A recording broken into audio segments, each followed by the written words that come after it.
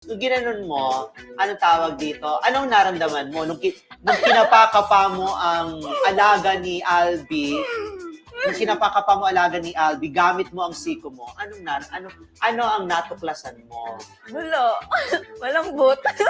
Malambot, pero totoo walang harang 'yon.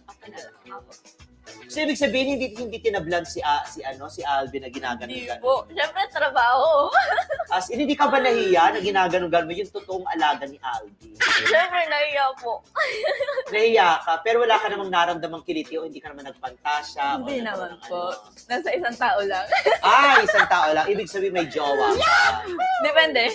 Depende kung meron. Alright, pero nagkaroon kayo ng tsuksaka ni Alvin. Sa movie. Sa movie. Nililinaw ko lang po.